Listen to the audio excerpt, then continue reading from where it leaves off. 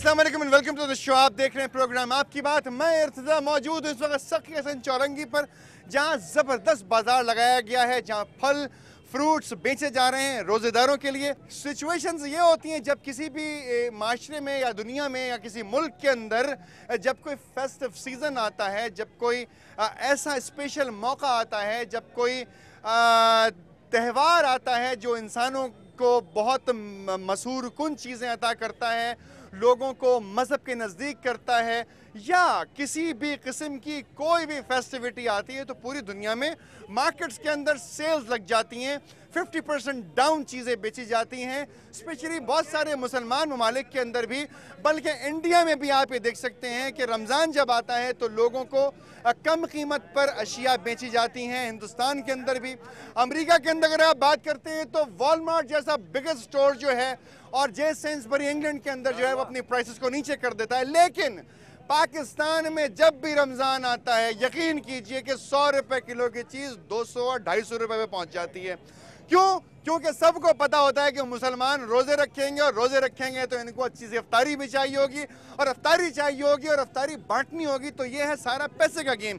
तो इसी तरीके से सबसे ज़्यादा इनसे पैसे कमाए जा सकते हैं। इनको दीन के नाम पे, इस्लाम के नाम पे, मज़हब के नाम पे ब्लैकमेल करके कचरा सोने के भाव बेचा जा सकता है।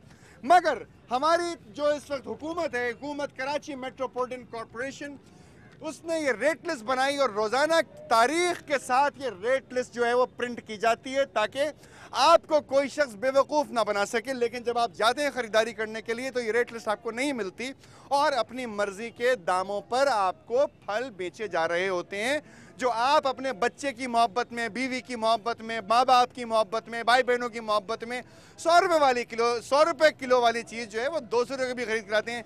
मेरा छोटा सा बच्चा है, वो फल खा लेगा, वो खुबानी खा लेगा, आलूचा खा लेगा। यकीन करें कि आज हम यहाँ पहुँचे हैं तो 200 रुपये का आलूचा बिक रहा था, समा की टीम के पहुँचते 120 रुपये का हो गया। मुझे ये नहीं मालूम कि हुआ कैसे। इस प्रोग्राम के अंदर हमारे साथ शामिल है जनाब वसीमुद्दीन साहब, आप असिस्टेंट कमिश्नर हैं, आपका एरिया है नॉर्थ आज़ाबाद टाउन। बहरहाल बात की जाएगी सर वसीम साहब इस मौजू के ऊपर और देखेंगे कि क्या होता है क्या नहीं होता। आपके सामने बहुत सारे लोग यहाँ पर अपने दिल के छाले लिए खड़े हैं जो ये कहते हैं कि मार्केट हाई होती है, हम और आप जब आते हैं, मीडिया या पुलिस या इंतज़ामिया आती है तो ये जो प्राइसेस हैं वो कम हो जाती हैं। आपसे एक सेंटेंस लूँगा, उसके बाद एक साहब की शिकायत लूँगा, तमाम लोगों से बात करूँगा, फिर आपसे कंक्लूजन भी लूँगा। सर देखिए, जब जब भी मेरी ड्यूटी रही है यहाँ पर तो मैंने पूरी कोशिश ये की है कि इस मार्केट में आके या किसी और भी मार्केट में जाके जो है वो खुद खड़े होकर बिकवाऊँ। होता ये है कि मनहैसुल कौम हम जो है, आपने देखा होगा कि बेईमानी हमारे में कूट कूट के भरी गई है। हम कोशिश करते हैं कि जब यहाँ पे खड़े हों तो लोगों को रिलीफ मिले। मेरे आने से और आपके आने से लोगों को रिलीफ तो मिला है ना, मगर ये जो है वो देर पर नहीं हो पाता। उसकी वजह ये है कि जब हम और आप यहाँ से चले जाते हैं तो ये फिर उसी प्राइसेस के ऊपर अपना सामान बेच रहे होते हैं जो पहले बेच रहे थे। देखिए एक ही तरीका है इसका, या तो जो फाइन किया जाए, जेल भेजा जाए, उसका कोई फ़ायदा नहीं। ठीक है, यहाँ पर पहले हम शिकायत लेते हैं। बहुत सारे लोग मौजूद हैं जो शॉपिंग करते हैं, रोज़ाना शॉपिंग करते हैं। आज हम तो पहली मरतबा आए और अगर सूरत हाल यही रही तो आइंदा भी आते रहेंगे।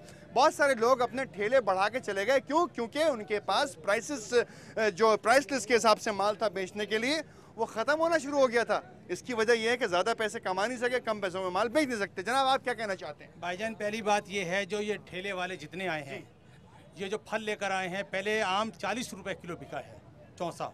रमज़ान से पहले मैंने 2 दिन पहले 40 रुपए किलो आम लिया है। अभी कितने का चौसा है? अभी चौसा दे रहे हैं ये 60 रुपए किलो दे रहे हैं। 60 रुपए किलो, 60 रुपए का स्ट्रेट मुनाफा। प्राइस कंट्रोल करने का सिर्फ एक ही तरीका है कि जिस एरिया में बाजार लगा हुआ हो वहाँ पे गवर्नमेंट का कोई रिप्रेजेंटेटिव ऑल द टाइम एक बंदा जरूर मौजूद रहे। एक सेकंड, आपकी बात यहीं पर रोक रहा हूँ, आपके पास वापस आऊंगा। वसीम साहब, गवर्नमेंट का एक रिप्रेजेंटेटिव मुस्तकिल मौजूद रहना चाहिए बाजार के अंदर। बिल्कुल, कंप्लेन सेंटर जो है बिल्कुल जो है रहना चाहिए उसको। लेकिन इतने ज्यादा बाजार हैं, उसमें हर जगह पे कंप्लेन सेंटर के ऊपर एक बंदा तो रख सकते हैं, जरूर रखना चाहिए। क्या आप इस मार्केट के अंदर कोई बंदा रखने के लिए तैयार हैं? इस मार्केट पे तो रोजाना मैं आऊँगा, असर से लेके साहब रोजाना आएंगे इस मार्केट के ऊपर और आपको प्राइसेस सही मिलेंगी।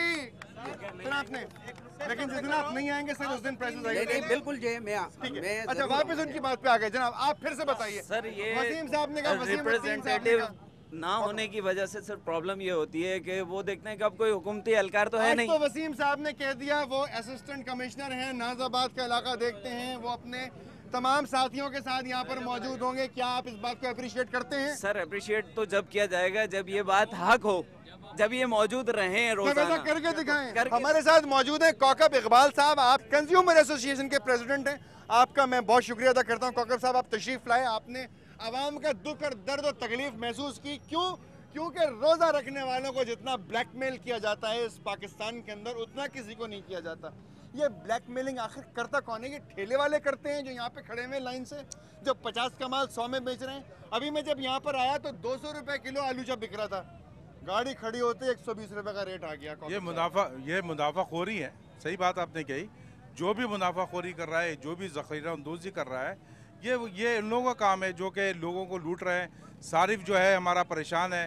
एक आदमी जो पहले 200 रुपये की ख़रीदारी करता था, अब उसको 1000 रुपये का नोट जेब में रख के आना पड़ता है मार्केट में, तब वो जाके कुछ जो है वो उसको लेके अपना जो है कुछ खरीदारी कर सकता है। पहला सवाल तो मेरा ये है कि ये गलती ठेले वालों की है या गलती मंडी वालों की है या गलती उगाने वालों की है? देखिए इसमें एक मिनट बात सुना है। इसमें ये जो है हुकूमत भी है, ये इम्प्लीमेंटेशन कराने वालों की भी गलती है, और ये जो सारिफ खड़े हुए हैं, ये जो यहाँ पे सारिफिन खड़े हुए हैं, ये इनकी भी गलती है। क्योंकि महंगी अशिया खरीदते रहेंगे, महंगी अशिया बेचने वाले महंगी अशिया बेचते रहेंगे। अगर नहीं खरीदूंगा, आप महंगा खरीदना चाहेंगे तो बिकेगा महंगा। जी बिल्कुल बिकेगा तो महंगा। आप क्या कहना चाहते हैं आवाम से, इस पूरे पाकिस्तान? मैं आवाम से ये कहना चाहता हूँ कि अगर महंगी अशिया बिक रही है तो उसी वक्त उसका बाइकाट करें डिप्टी कमिश्नर को। क्या आप लोग महंगी अशिया का बाइकाट करेंगे? क्या आप ऐसी मार्केट को मानते हैं कि जो महंगी अशिया बेचे? कौकब साहब बेहतरीन, आपने मैं बात समझता सुनी। हूँ, देखिए आपने इन्होंने गुफ्तगू सुनी। आवाम क्या कहती है? आवाम कहती है आवाम कि यही अगर महंगा खरीदेंगे तो महंगा बिकेगा। जी, तो इसीलिए हम कहते हैं, जैसे इन्होंने कहा कि महंगी अशिया खरीदारी का बाइकाट करें, और जब तक कि ये बाइकाट मुहिम जारी नहीं होगी या जब तक लोग अमल दरामद नहीं करेंगे, मैं समझता हूँ कि महंगी अशिया बिकती रहेंगी। बाइकआउट करना पड़ेगा। बिल्कुल। छोटी सी ब्रेक का वक्त हुआ। यहाँ पे कौकब इकबाल साहब मौजूद हैं हमारे साथ, एसीएम साहब मौजूद हैं, वसीमुद्दीन साहब हमारे साथ। जी ना, आपका नाम? मोहम्मद हुसैन खान। मोहम्मद हुसैन खान साहब मौजूद हैं। बहुत सारे लोग यहाँ पे एक ही बात कह रहे हैं कि देखिए महंगी अशिया मत खरीदिए, और महंगी अशिया नहीं खरीदेंगे और अशिया की तो खरीदारी आपको करनी है, उसका तरीका आपको बताते हैं हम एक छोटे से ब्रेक के बाद। Don't go anywhere, be with me.